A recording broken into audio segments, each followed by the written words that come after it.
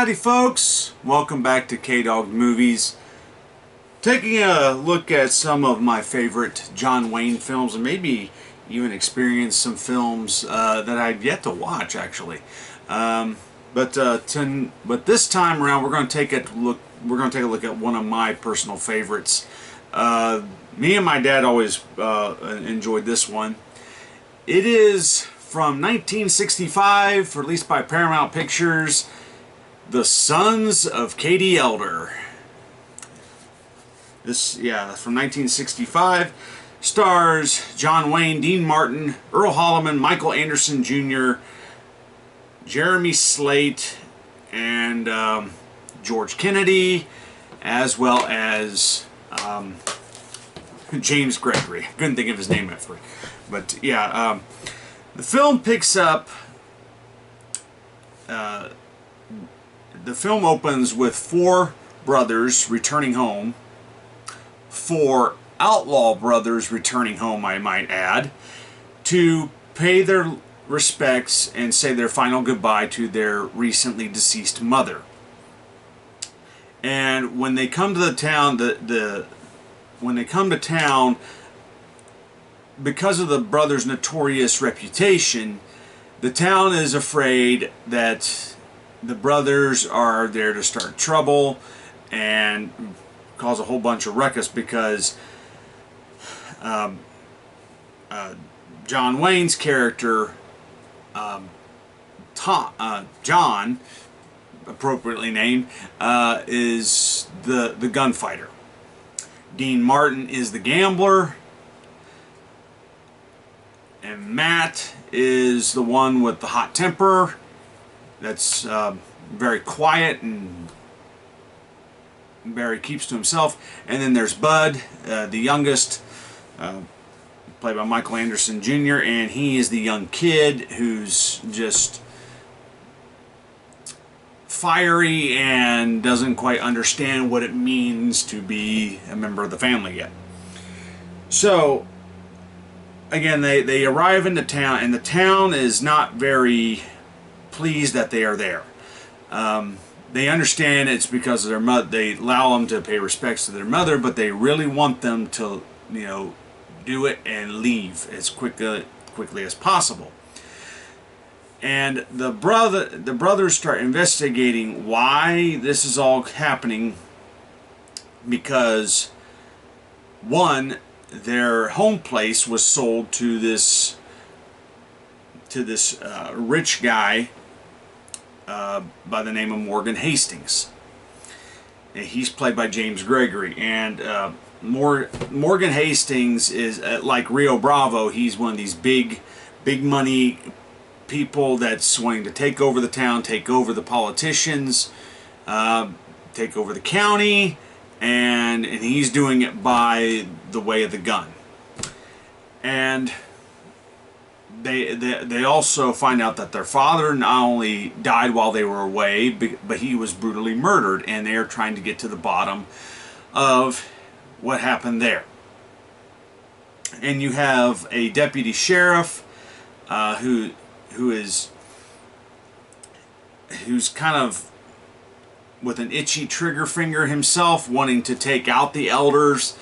And really, even though they are outlaws and they have a bad past, they are actually the good guys in this whole situation. It's a film where the bad guys are actually the good guys, and who you think is a good guy is not. And you even have George Kennedy playing a hired gunman coming in to do the main bad guy's dirty work and set the elders up for murder, or attempted murder.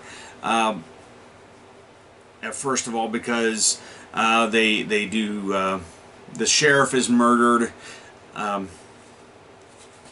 but yeah, this is a fun one to watch. It's one of John Wayne's more popular westerns in his later years.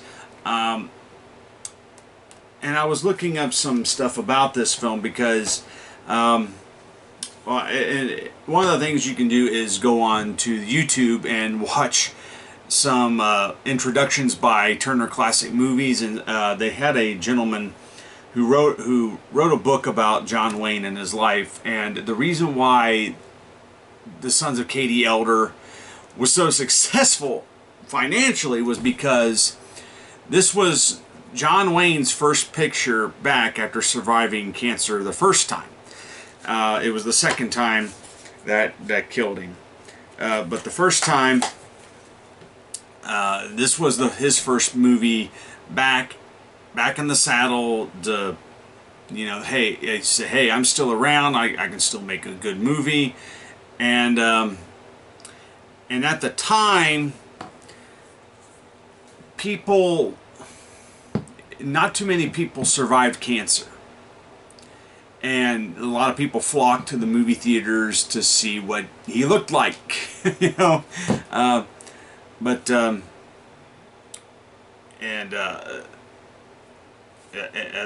film's director, Henry Hathaway, another collaborator with Wayne on several films. They did 5 films together.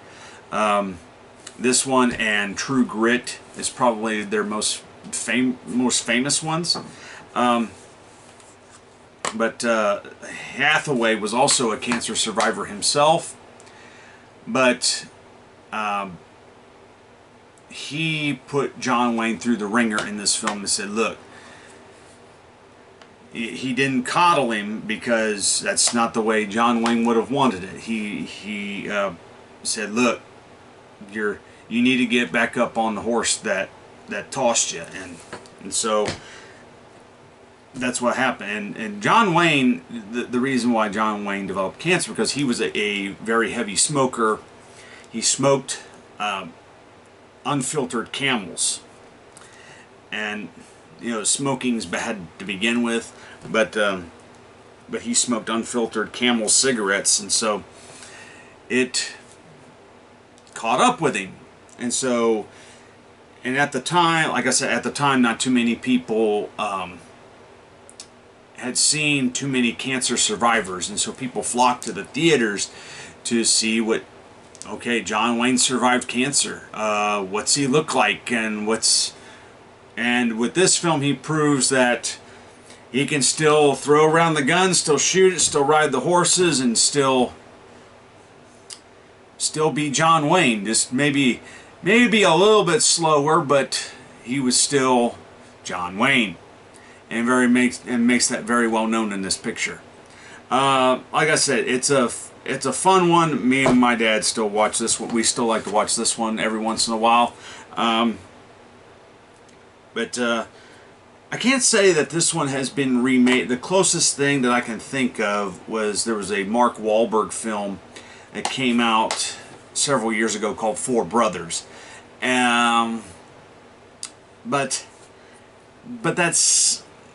it's not really in the same vein, I don't think.